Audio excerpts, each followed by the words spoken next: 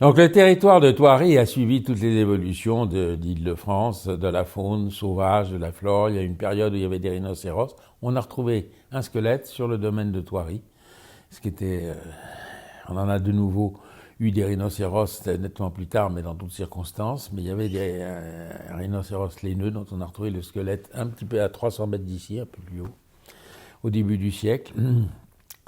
Et quand on arrive à la Renaissance, à Thoiry, les animaux, c'était ceux de la campagne, une économie qui était à 90% agricole et rurale, et il y avait les chevaux. On sortait du Moyen-Âge où les chevaux et la chevalerie étaient très importantes, mais à la Renaissance, il y avait encore des tournois, puisque Thoiry a été construit l'année de la mort du roi Henri II, tué dans un tournoi, mort dans un tournoi, accidentellement dans un tournoi. Et ensuite, il y avait à Thoiry, dans la région de Thoiry, il y avait la forêt de Benne, qui était une forêt de chasse royale. Et dans les forêts d'Île-de-France, j'ai devant moi une tapisserie où l'on voit le roi Henri IV qui chasse l'ours et qui chasse le lion. Les ours, il n'y en avait plus à la Renaissance. Il y avait encore des loups. Il y a plein de lieux-dits avec des noms qui se réfèrent à la mare aux loups, par exemple, qui est sur le domaine. Et par contre, les rois de France faisaient venir des lions d'Afrique du Nord qui chassaient à l'épée. C'était très sportif.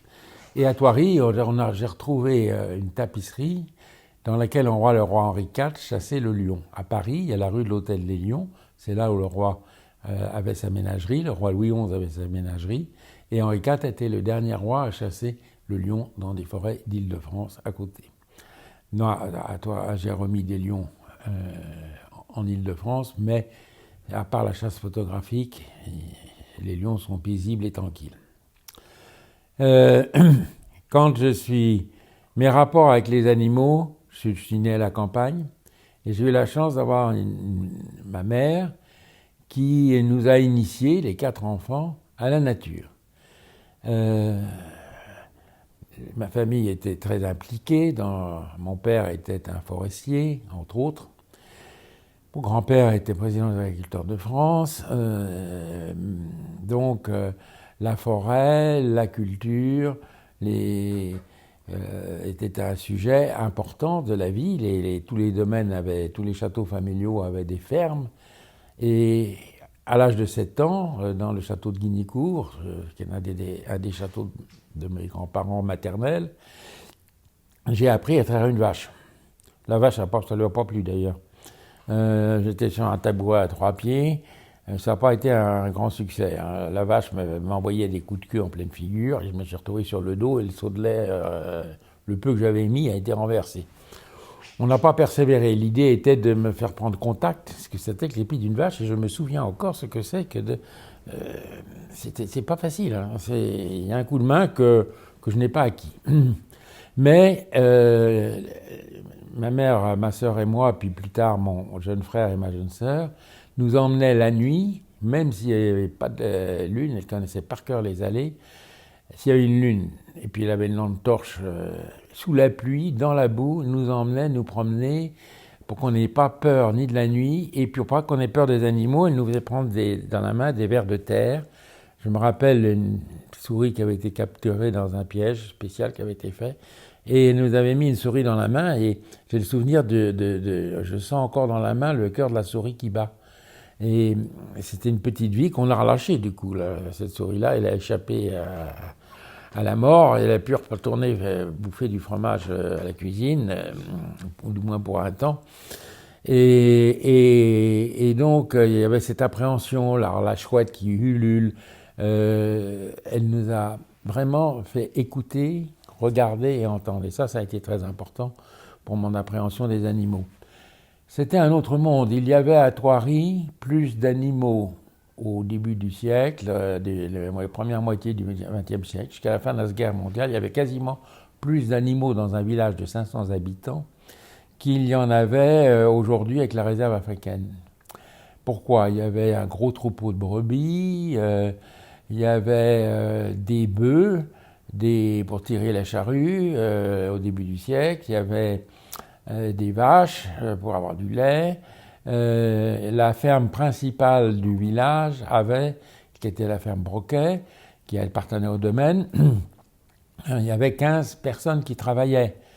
La ferme Perségal, il y en avait 3 ou 4, pour 70 hectares. Et puis, il y avait des fermiers indépendants qui vivaient ou survivaient avec 10 hectares. Aujourd'hui, à Thoiry, il y a un seul agriculteur qui cultive des grandes surfaces, c'est mon frère. Une grande surface. Il y a 2 agriculteurs qui ont l'un un élevage de poules, l'autre un élevage de lapins intensif. Mais sinon, agriculteurs labourant et plantant, semant et labourant, il n'y a que mon frère. Et donc à l'époque, il y avait, à la fin de la guerre, il y avait des dizaines et des dizaines de personnes qui travaillaient pour soigner les animaux, parce qu'un cheval, ça mange tous les jours. La voiture, le tracteur, on le met au garage, on peut partir 15 jours en vacances. Les bœufs et les chevaux, il fallait les nourrir et les soigner tous les jours. C'était donc une autre économie. Je me rappelle allant à la messe dans une carriole tirée par un cheval pompon qui pétait, c'était pas possible. Ça, j'ai le souvenir olfactif quand on allait à la messe. Et c'est mon père qui la conduisait. Ça n'a pas duré éternellement. Après, il y a eu 11 chevaux Citroën à remplacer Pompon.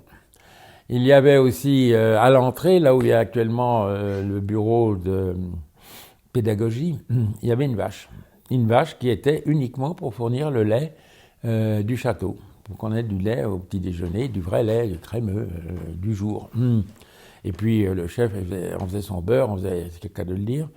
Mais ça commençait à coûter très cher parce qu'on faisait son beurre, mais avec l'augmentation des coûts salariaux, il y a eu un changement d'économie, des coûts salariaux, de la sécurité sociale.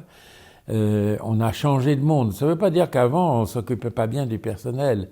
On voit dans les archives que quelqu'un qui appartenait à une maison, on s'en occupait jusqu'à sa mort. On le logeait, on le soignait. Quand les fermiers ou les châtelains étaient des gens bien, ils assumaient complètement le suivi de la vie sociale de ceux qui travaillaient pour eux. Et alors les animaux étaient très présents dans le village et tout ça a complètement disparu. Mon frère partage un employé avec 2 autres fermiers et propriétaires terriens qui, à eux 3, 800 hectares, payent un salaire. Ce qui change, c'est ma fille. Ma fille Colomba crée, avec son mari, Cameron, crée une ferme bio. Et là, on a quelqu'un d'extrêmement pointu sur le plan de Sarah Klein, qui est sur le plan agricole et botaniste, qui crée une ferme bio. C'est-à-dire qu'on ne laboure plus. C'est la terre est vivante, on mélange les plantes pour éviter les herbicides et autres, on rentre dans une autre économie et on a des produits rares et en finale, la ferme qui vient de démarrer paye 2 hectares, paye une personne qualifiée. Parce qu'il faut une grande qualification pour vraiment gérer une ferme bio. Il faut connaître les plantes. Le labour a fait le progrès de l'agriculture, a fait l'explosion démographique. Le futur pour nourrir une humanité qui continue à grandir, car la démographie est la question la plus... au moins autant que le réchauffement climatique, mais on en parle moins. La démographie est une question extrêmement importante qu'on doit se poser pour l'avenir de l'humanité. Comme il n'est pas question d'aller euthanasier les gens, il est donc important de trouver des moyens d'intensifier une culture biologique d'une autre génération. Il faudra du temps, mais on va y arriver. Mes enfants, mon fils aussi était agriculteur, moi je l'ai été, ça fait partie du domaine de Thoiry de penser à ça, c'est-à-dire que la vie sous terre est plus importante, la biomasse, c'est-à-dire le poids de vie sous terre est plus importante sous nos pieds que dans l'air. Ça, c'est une chose dont on témoigne dans la visite, dans les jardins. Et par exemple, dans les jardins, nous laissons des bandes forestières entre les parties jardinées parce que le sol forestier est un sol vivant et riche à partir du moment où on fait la théorie de la forêt jardinée, c'est-à-dire on sélectionne les arbres pour maintenir un mélange d'âge et d'essences d'espèces végétales différentes pour avoir un sol vivant qui se répand et envahit les pelouses des perspectives à la française et là où il y a les animaux. Notre préoccupation de ce qui se passe sous le sol est plus importante maintenant, presque, que ce qui se passe sur le sol. Il y a aussi l'usine de méthanisation de ma fille, où les bactéries, il ne faut pas oublier, moi j'ai découvert assez tard que nous avons en nous plus d'1 milliard de bactéries, sinon on ne pourrait pas manger. C'est elles qui nous aident à digérer et autres. Ma fille a créé une usine de méthanisation où les bactéries transforment le fumier, les déchets verts qui viennent des villes et des haras, des élevages voisins et du parc, transforment en biogaz et alimentent en biogaz vert 8 villages. C'est donc cette évolution de rapport à la nature est très complexe et la vie ne se résume pas simplement aux animaux, aux éléphants ou aux chevaux ou autres. Donc, petit, j'ai eu la chance d'avoir une maman qui nous a appris, tous les enfants, à toucher la nature.